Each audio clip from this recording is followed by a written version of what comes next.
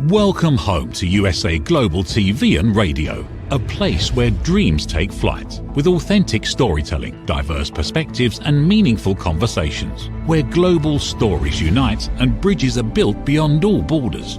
Discover world-class education, entertainment, hope and inspiration. Together, we're building bridges worldwide. Subscribe to our channel, USA Global TV. Download our app, USA Global TV. Be our guest or join our team. Visit usaglobaltv.com. Thanks to our founder and executive producer, Dr. Jacalyn Kerbeck. Music score by Yeffy Tang from Cloud Road Music.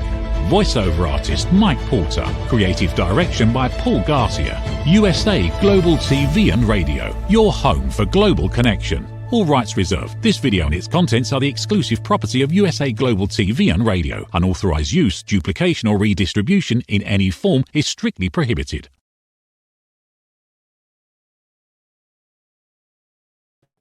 Hi, Red O'Loughlin here. We're on the Wise Ones on the USA Global TV and Radio Network. I'm dressed up today because I actually did a presentation this morning to a military group before my first TV show. And I just mentioned to our guest backstage that one of the veterans I talked to actually joined the military in 1949 and was actually in combat in Korea. Something that we just don't find much of nowadays. It's just like you can't find, almost impossible to find a World War II veteran. But anyway, the Wise Ones is a show where we look at business leaders, people who have had great success and have some value to share, and those are sharing their wisdom. And today, Frank Zaccari is a dear friend of mine. We met, he and his wife are over here in Houston for a military Chamber of Commerce, actually it's a book fair kind of thing. And he brought his books over, we talked about his business, and I've had him on, I believe, one time before, but very successful in what he does with his clients, super successful in and of himself, 5-time best-selling award-winning author. He's a dynamic public speaker, business advisor, transition master. I mean, there's a lot of things to be said for him. So we're going to go ahead and, Frank, please join me up here on stage, and let's go ahead and get into our show today. Always good to see you, Red. As they say, always good to be seen rather than viewed. That's good. Okay, so let's cover the really interesting part first. You're a veteran, so why don't you take a minute and just tell us about your experiences in the military? I was at the end of the military draft. In fact, I was in the last draft when they occurred, and my lottery number was 10. Oh, wow. And I had been accepted at Cornell. I went to a 2-year school first, and then I was accepted at Cornell. And I was so excited, Red. I thought, this is it. I'm going to go to Cornell. How about that? Student deferments were gone. My lottery number was 10, and it was either go in the Army for 2 years and more than likely go to Vietnam or enlist in another branch, but now it would be 4 years. So I enlisted in the Air Force as a military medic at the end of the Vietnam War. Now, I was not a combat medic. I didn't go where there was shooting and fighting, but we were at the hospital where they would bring wounded would come, and then we would try to get them back to health and a lot of it, the physical was going to recover, but it was the mental and the emotional, because the average age of a soldier in Vietnam was 19 years old. 19-year-olds shouldn't be in that kind of situation. I then was in charge of the pediatric clinic for 2 years after being overseas, and it was one of the best learning experiences of my life, because the colonel came in and he said, Frank, we want you to run the pediatric clinic. And I was an E4. And I said to him, well, sir, with all due respect, doesn't someone with a higher rank usually do this? And he said, yeah, and usually, but I think you can do it. And so I said, again, sir, with all due respect, does the higher ranking people not want this job? 90 sick children a day. And he laughed and he said, you're very astute, Frank. That's why I want you to do this.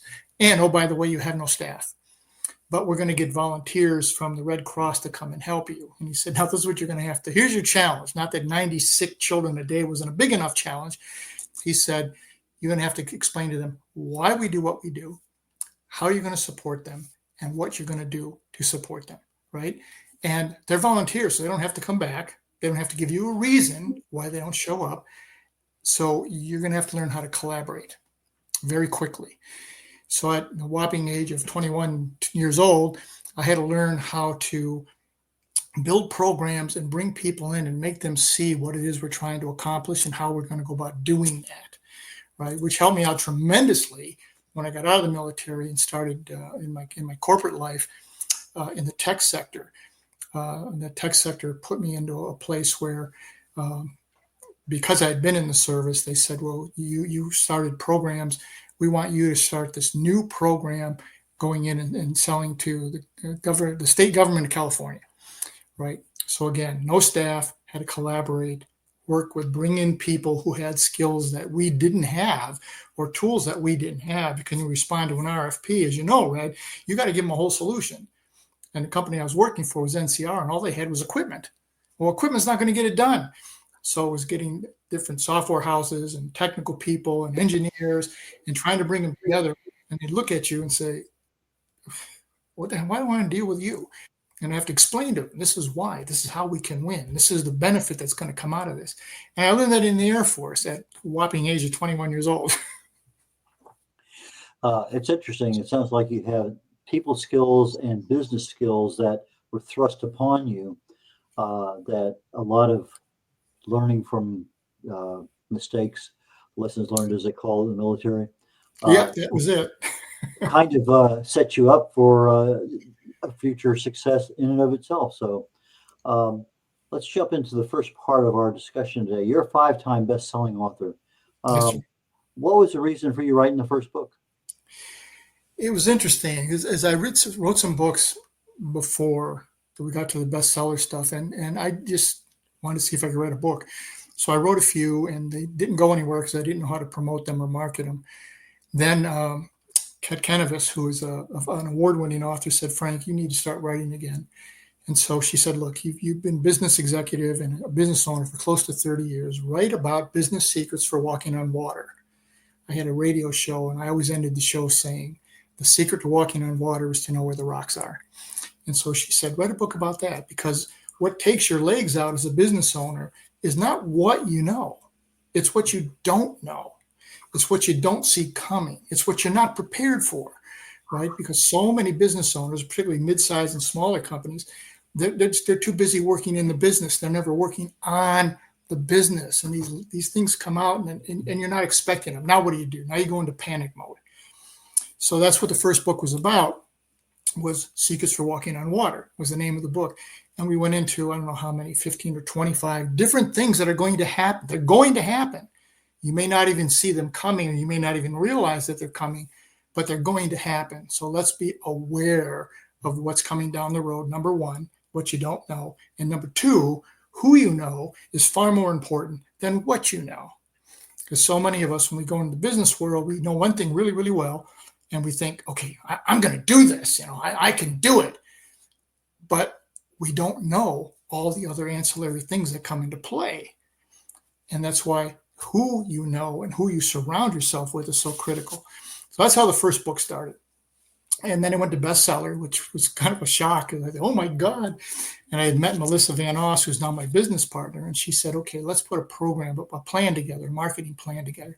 So we did marketing promotion and hit number one in multiple categories on Amazon.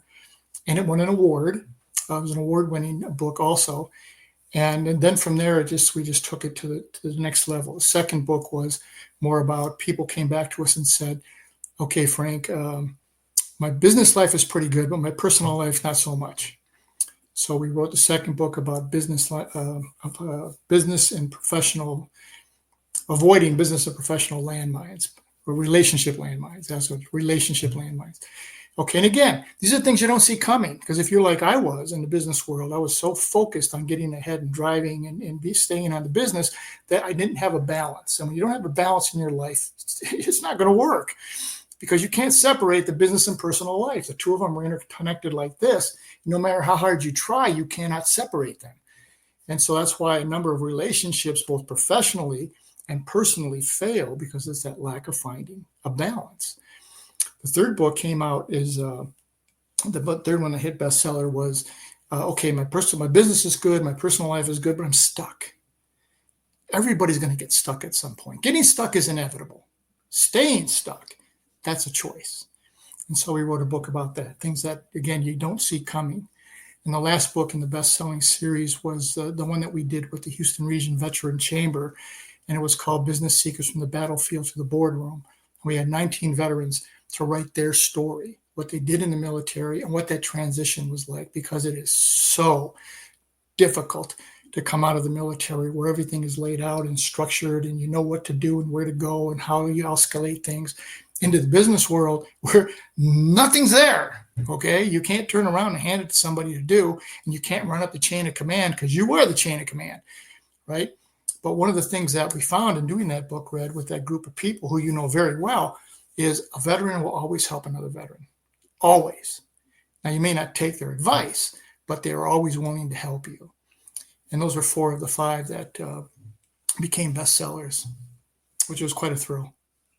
Okay, so you wrote these books, great success, and you've kind of wrapped this all up into the business that you're doing now with offering other authors the benefit of your knowledge, your experience, your wisdom in being able to have them have their individual success with attaining award-winning, best-selling, more sales, whatever it may happen to be. Yes. So let's go into, when did you create this business, and what's typically expected when you talk to a new author? Well, the business started when we were getting ready to write the book, Business Secrets for Walking on Water. And I met Melissa Van Oss. She was on my radio show. And Melissa had kind of a program somewhat in place. And she said, I tried it with my book and it worked. Let's try it with yours. So we guinea pigged it on ourselves, right? And it went and hits number 1. And I said, Melissa, we might have something here. Not the smartest guy in the world, but we did a 2 for 2. Maybe we can productize this. Maybe we can fine tune this a little bit and see what it is. So we started to do that. And we started to meet with authors. And we basically look at them and say, the first question we always ask an author is, why do you want to write a book? Why? And if it's, well, I want to leave something for my grandchildren, okay, that's wonderful. But then don't spend a whole lot of money doing it, right? But if you're going to write a book and you want it to be an evergreen tool and you want to use it to help create your brand or expand your brand or give you credibility and put you in speaking and webinars and that type of stuff, okay, then we're the people to come to see. And as we talk with the authors, we want to know that. All right, then the big difference between what Melissa and I do is we create the whole campaign for the author. We sit down with them, we go through the detail. We have to see the manuscript to make sure it's good, number 1. And then we sit down and we have multiple meetings with them and we lay out a strategy. Who's the target audience? What groups do you belong to? What people can you go to, friends and family, that will be your core team that will help spread the word? And then we create the campaign. We create all the content, all the graphics, and we send it to the author and say, on this day at this time, post this. And they'll post it on LinkedIn or on Facebook or groups that they belong to. That's one of the steps. We also have an email campaign. Again, we create all of the text and the graphics. And we say, send this to your core people on an email. Okay, because one of the things we found, Red, is whenever you're going to try and start something and people think it's interesting, they always say, how can I help? Or let me know how I can help, right? And we never tell them how to help. So in this email campaign, we tell them, this is what I need you to do. Do 1, 2, 3 on these days at this time. Okay, so it's basically 3 steps. It's a pre-launch, which is who is this author and why should you care? Then the launch, which is, okay, now I know who the author is. Now here comes this book, and this is why you need to go get it on this day, on launch day. And then the third is post-launch. Post-launch is after the book hits number 1, and we've had 16 consecutive books hit number 1. 8 of them have won awards. So once it hits number 1, now we got to keep the momentum going. So that's the post-launch. And we get them on podcasts like my show, like your show. And we start getting an award-winning journalist to write an article about it. And then it's a matter of continuing the momentum to show that, hey, you're not a flash in the pan. This isn't something that you hit bestseller for 35 seconds. This is something with legs. It's sustainable. And now you have credibility and you have authority.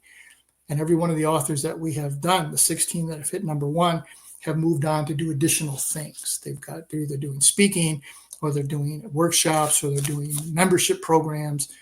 and it's giving them some additional revenue stream and more credibility.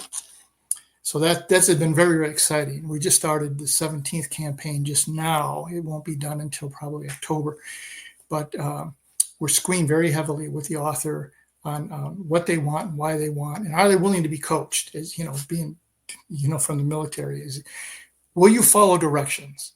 If you're not willing to follow directions, then we're probably not the right people to work with. If you're not willing to trust the process, hence the name of the program, then again, we're not the right people to work with. Because writing a book and getting it published is one thing, all right? Publishing is not marketing, right? They're very, very different. And so many people believe that once they get it published, the publisher, they're going to do our marketing for us, okay? Well, no, they're not. They're not. Publisher's job is to get the book ready, get it finished.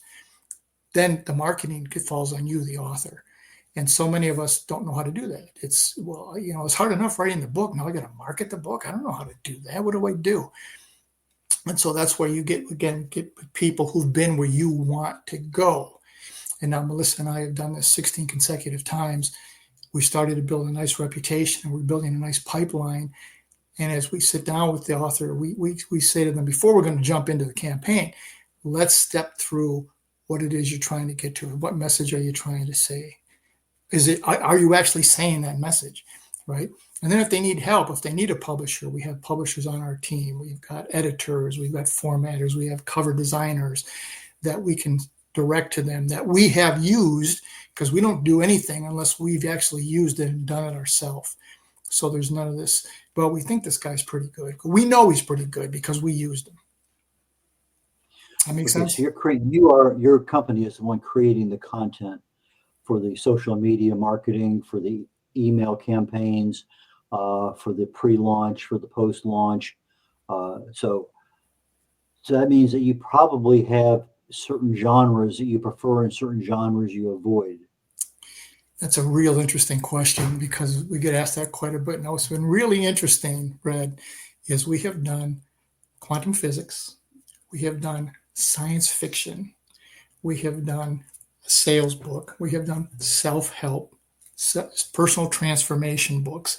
And one of the things we're finding is the genre doesn't matter as much as the process, because the process works, right? The genre is, who else do we have to reach out to?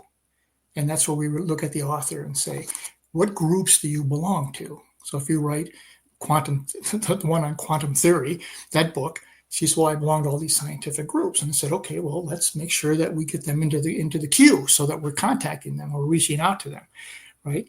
And then who's on your email list? Well, there's all these scientists. Okay, good. Well, let's go out and get them. So it's a collaborative effort with the author saying, what is it, again, why do you want to write this, and who's going to be interested in getting it? So we had one guy who said, well, Frank, you've never done a nonfiction book, or done a fiction book, I'm sorry. And we said, well, yeah, we have. We've done 3. And so we've done fiction, nonfiction, scientific, personal development, sales.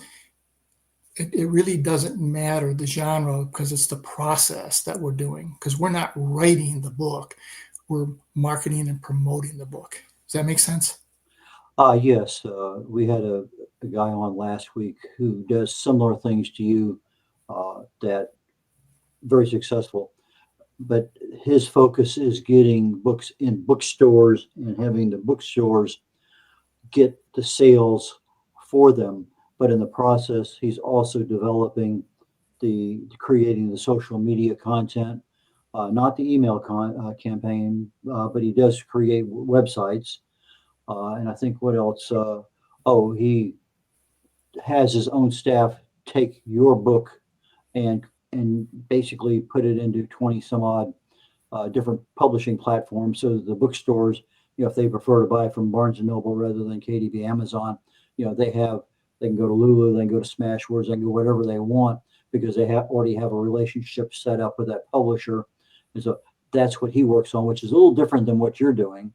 You have overlaps is what I see. Yeah, there's a lot of similarities, because we'll start with KDP Amazon because that's where most of the books are sold.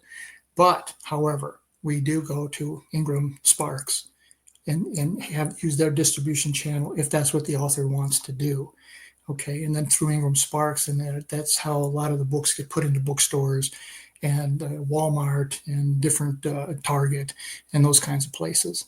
So he's probably more engaged with it. But we do have people who are on our team that can go into that area if that's what the author wants to do. Mm-hmm. Well, we're getting ready to come up on a break here, a commercial break, very quickly. While we're getting ready for that, trust the process is a theme that I see when I look at your website when we talk. And so when we come back, let's talk about trust the process just right after this commercial break. USA Global TV and Radio proudly presents our partner and sponsor, Mr. Philip Sykes and the British School of Excellence, building confidence, changing lives. And now, proudly presenting the Polished Professional. On a transformative journey with the British School of Excellence's comprehensive suite of masterclasses, crafted to elevate your professional and personal life. 8 outstanding modules will elevate you to the next level. Module 1, Exploring Life's Purpose, delves into the depths of self-discovery, guiding you to chart your unique path to fulfillment and success. Module 2, Mastering Professional Presence and Confidence. This masterclass is a deep dive into the art of self-assurance and commanding presence, which is essential for standing out in today's competitive landscape. Module 3, Learn the secrets of visual impact, how to curate a personal style that amplifies your professional brand. Module 4, Mastering Professional Etiquette and Communication Excellence, navigating the nuances of corporate interaction with grace and tact. Module 5, Elegance in Eloquence. We impart powerful techniques to captivate and persuade any audience with your oratory skills. Module 6, Unlock the potential of your emotional intelligence, EQ, and harness the ability to connect, empathize, and lead with emotional savvy. Module 7, Mastering DISC, building a gateway to understanding behavioral styles, fostering better personal and professional relationships. Module 8, Mastery in Dining Etiquette, building your confidence to perfect the subtleties of dining with finesse, enhancing your social savviness at any table. Step into the Polished Professional program where poise, elegance, and excellence aren't just taught, they're instilled for life. Join us to redefine your potential and polish your professional edge. To learn more, go to thebritishschoolofexcellence.com. The British School of Excellence are investors in people. Let us invest in you.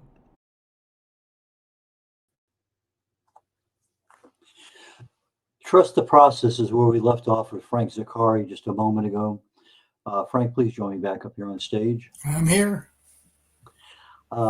Trust the process. Where did that terminology come from?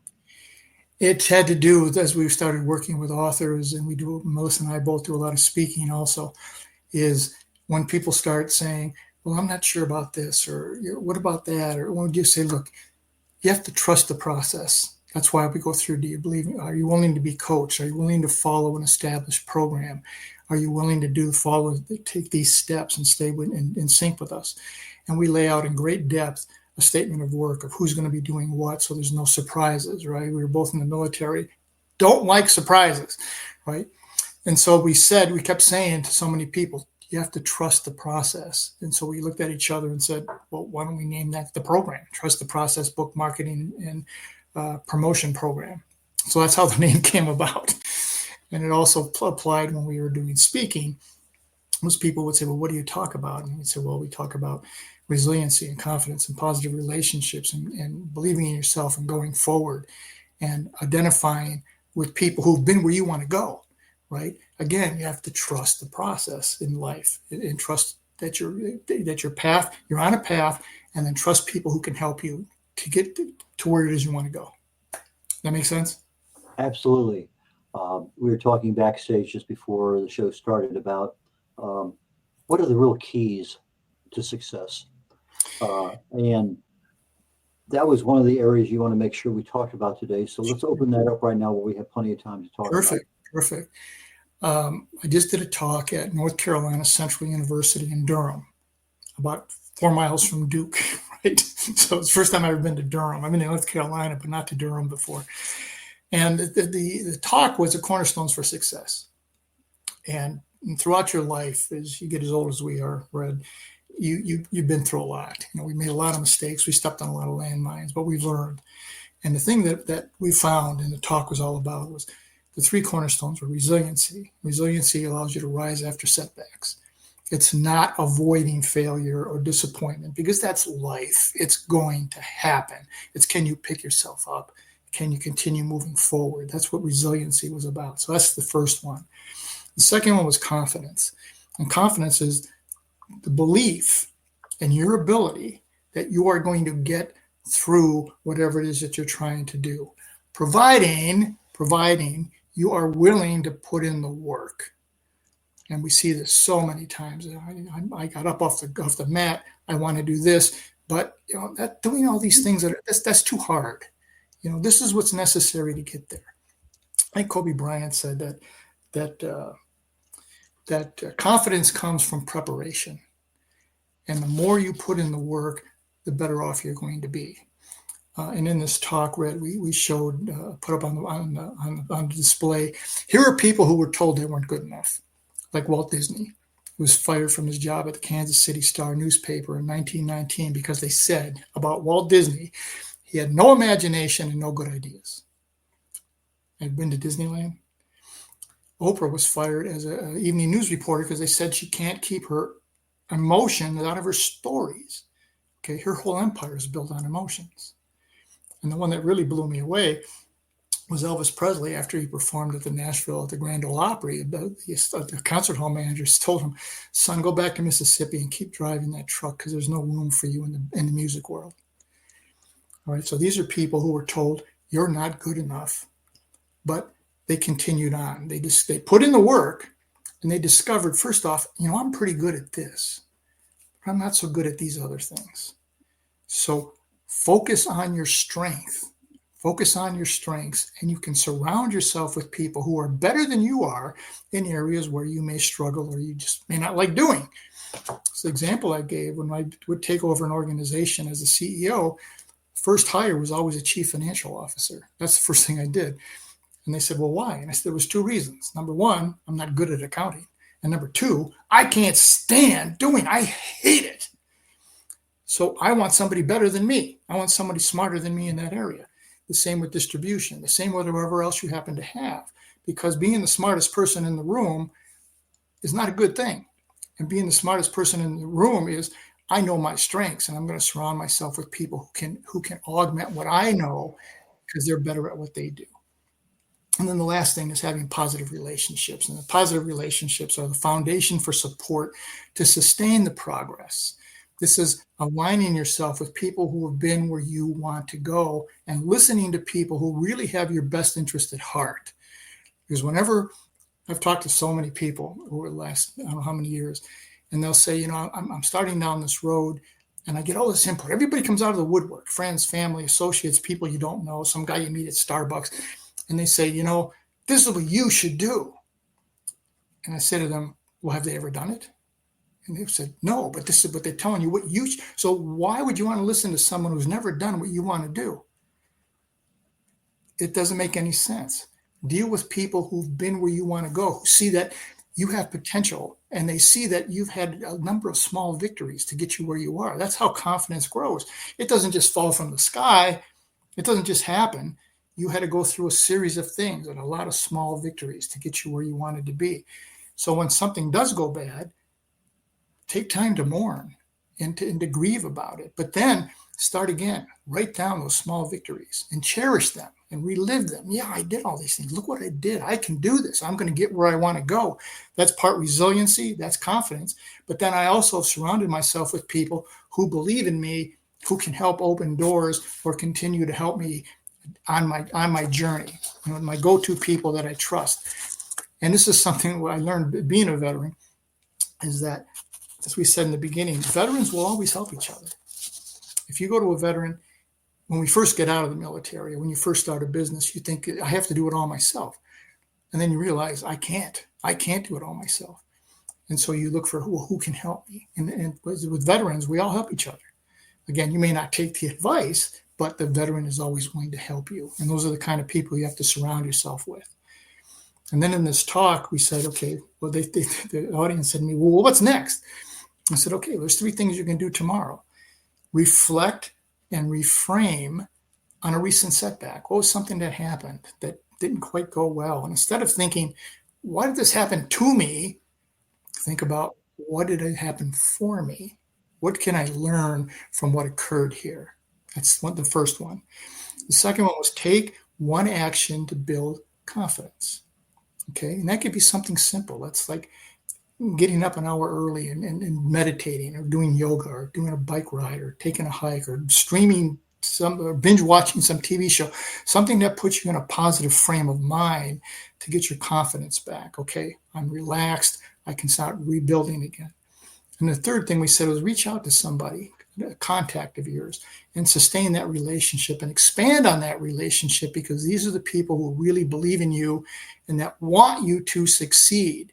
And their input will be, they'll never say, you should do this. They'll suggest this is something to give some thought to, as opposed to the people who sit there and say, you should do this. The other thing that came up in this talk was, well, how do you avoid negative people? And I said, well, they're everywhere. They're everywhere. So I said to them, here's what I was taught. This is what my drill instructor in basic training said to all of us. He said, never, ever argue with a negative person. And then he went on and he said, because it's like wrestling with a pig.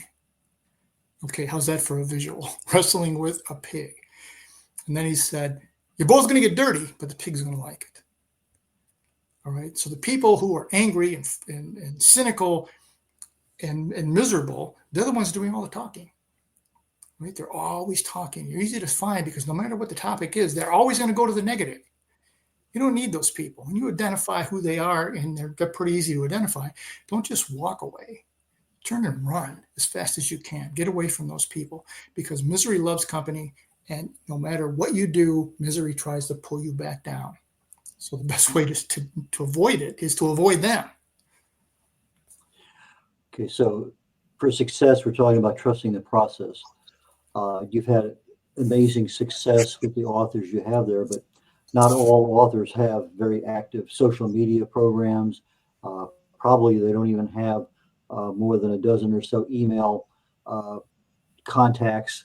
How do you help them develop those skills that are needed in order to trust the process? Oh, that's a great question, right? We had one author who went number 1 in 6 categories and won an award. And we said to her, how big's your email list? She has 35 people. 35! And we said, okay, well, that's not good. What about your LinkedIn? She goes, I haven't used LinkedIn in 3 years. I said, okay, well, this is going to be a challenge. So then we had to sit down and go into it with her. What is it? What is this book about? This book was about changing your mind, neurologics, right? How do you change? What people would be interested in that? So we start brainstorming, and then we would reach out to these different groups and have her become a member of these different groups on LinkedIn or Facebook. Now, to get the email addresses, we said, all right, we're going to create for you a lead magnet. And we're going to put that lead magnet up as many places as possible and have people come to you so we can capture the email address. All right. Now, as we went through this campaign, because our campaigns take a minimum of 90 days, okay, because we want to make sure we're covering all the aspects of it. So it's not a tomorrow it's going to be done. So in the course of that 90 days, she went from 35 emails to 155 emails, okay, from her LinkedIn, which she hadn't used in 3 years. She was posting every day because we would send things to her. Here, do this on this day at this time. So we would put them out there. And so all of a sudden, her comments, not likes, because you see people that like, they're not looking at it. They're just clicking to be nice. But commenting. So commenting went from the first few where nobody commented to ones where now we are having strings, 15, 25, 35 people were making a comment. And so you respond to those people. And then we said, all right, now let's connect with them, see what they're saying, respond to what they're doing. That builds community. And so once you get a community built, then people, again, are more than willing to help you because they see that you're willing to help them. I think Zig Ziglar said one time that if you want people to help you, help them first. Quick question I have to ask. I usually ask most of my authors and stuff is, do you use AI at all in any of the stuff that you're doing? No, Okay. we'll use AI to help fine tune a paragraph or something. Okay, I'm stuck here, but no, absolutely not. We won't even touch anybody who said I created this, or even if we suspect it was done with AI, we won't even touch it. But it's a good tool to help you fine tune a paragraph or a description, but not to write the book. We avoid it like the plague. I used AI to create a book cover for a client, and I had AI do me 5. I sent it to my client. He decided on 2. We sent those 2 to a designer with some other background information, and he got a cover he loved. So there are ways of using it, even if it's not in the text end of things. So anyway, it's just, that might That's be exactly right. That's it. Using it for graphics is wonderful. It's wonderful. Using it to create, instead of you creating your content, using it, no, not so much. But we've done that with covers. Who's a good customer for your client, and how do they get in touch with you? The most recent one is Dr. Deborah Forrest, and she is a preeminent scientist, and she had written 2 books in 2002 and 2013 on dementia and Alzheimer's, and she was sort of an expert in that area. She said the books didn't do very well, and she came to Melissa and I through a ghostwriter or an editor who was helping her put the book together. And she said, well, first again, why do you want to write a book? And she said, well, I want to pivot in my life. I don't want to be working in the research lab anymore. I want to do talks and I want to do workshops and that type of stuff. All right. So that's how she connected with us. And then we said, all right, well, let's look at what is it. Now that we know what you want to do, we can put a campaign together to get you where you want to be. And she went #1 at Amazon in 13 categories, and she just won a national award. And her book was called The Cosmic River. And this was a big stepping out for her, except from the Alzheimer dementia world, because the Cosmic River has to do with the energy field from the universe that surrounds all of us, and the ability to learn how to step into the energy field, which could help improve your life. Okay, a lot of people think that's woo-woo stuff, but there's so much evidence that it does in fact work. So for her, what's so exciting was it was way outside of her comfort zone of what she had been done and what she had been known for, to create this book and the cover was spectacular. And she had scientific evidence to back it up. But the most important thing, and we tell every author this, if you're just going to put facts and facts and facts and facts, don't write a book, because they can get that on Google. You have to have a story. Relate a story to what's occurred. And they'll look at me and I say, well, look, when I was coming up with NCR in the early days, I was putting on a fast track management program. And every quarter we would go away for a boot camp like thing. And so one of the boot camps was communication. And they said, okay, our vice president of communication is going to sit in and listen to you guys do this product presentation, you guys and women. So I was last. And as you know, if you're the last speaker on anything, they want you to hurry up and get done so they can go to the bar, right? That's the thing about being last. So I was last. I did my talk. There was no PowerPoint. You had to use the slides. Remember, we had to put the foils on. And so I'm putting my slides together. And Zig Ziglar is the vice president of communication for NCR at that time. Now, I don't know who Zig Ziglar is. There's no Google. I just thought, who names their kid Zig? So he walks up to me while I'm standing putting my stuff together. And he said, Frank, you speak very well. And I thought, well, thank you. He goes, I'm going to forget 95% of what you said before I leave the room. And I said, well, that's not good. And he goes, no, it's not. And I said, well, what am I doing wrong? And he said, no one cares about facts and figures. Yeah, they do, but they're not going to remember it. They're going to remember the story. that you attach to those facts and figures. That's what you need to incorporate, stories, right? And so I've taken that rest of my life and put that in play. And that's what we tell every author. We just got one manuscript sent to us, a lot of data, a lot of facts. And I said, my God, I can go to National Geographic and get this. How does it apply to you? How did it apply to your life? How does it apply to other people's life? How is it going to make things better for them? That's what you have to focus on. It's the story that matters.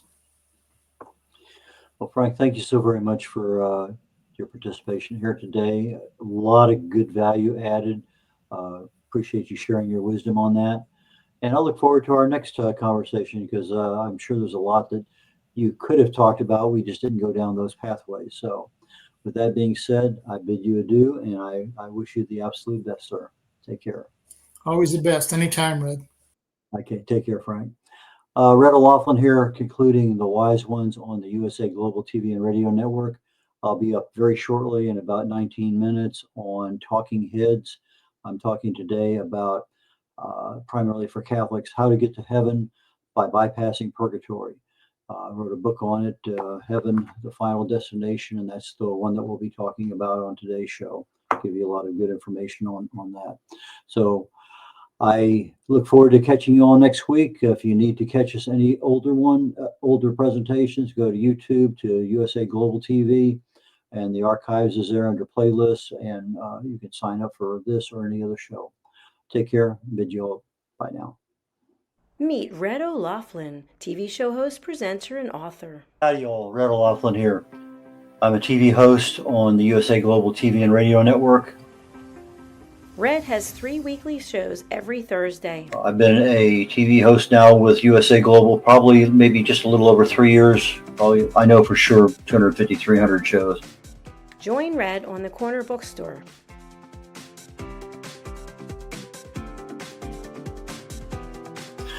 The Corner Bookstore is one where we talk to authors, publicists, publishers, editors, cover designers, anybody associated with the writing and authoring book production business. You have somebody in that area, I can help you with regard to getting your book done, getting it published, working with you on a cover. A lot of things I can help people with, and I have probably maybe published over 40 books for people so far. Join Red on the Wise Ones.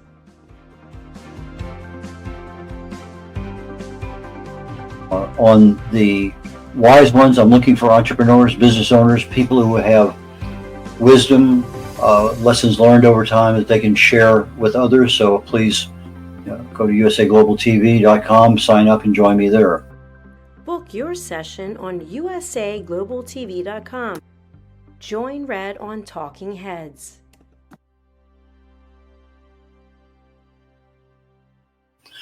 On Talking Heads, I take my experience. I fell in love with chemistry many years ago, got a degree in it, got an invitation to Vietnam, never practiced chemistry per se, but I did get a chance when my wife was going through chemo to get back into the chemical end of things. I started looking for cause and effect relationships. I had been working at a company doing cause and effect analysis on failures in the field on various products that we made. So I said, why not look at the cellular structure in the body? The chemicals are chemicals. They do certain things. So I take my knowledge of chemistry and research. I write about it. I speak about it. I have over 1,000 original content articles on LinkedIn, most of them dealing with some aspect of health or wellness. I speak on that topic quite often, and the Talking Head show is one that I concentrate my knowledge of health and wellness on in order to help people. Red is a distinguished Toastmaster. As a distinguished Toastmaster, I help people get their speeches developed.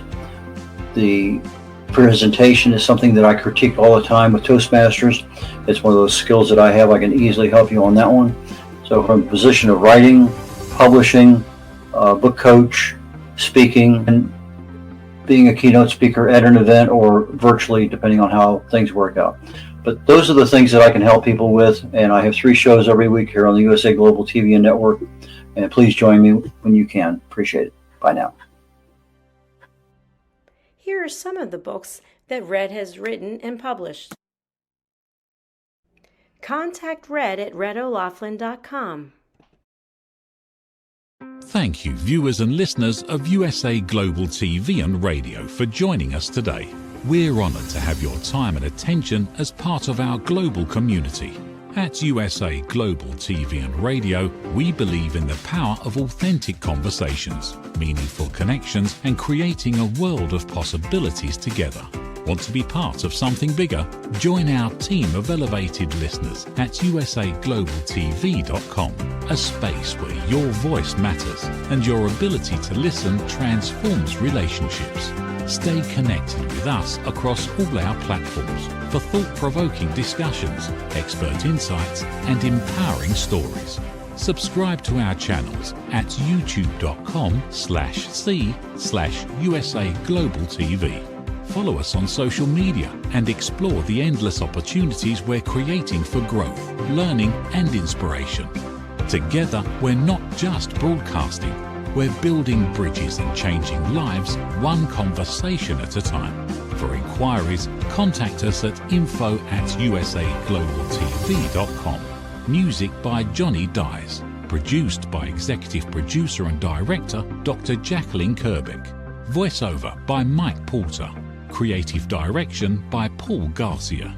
All rights reserved. Copyright 2025. Visit usaglobaltv.com to view our full terms and conditions.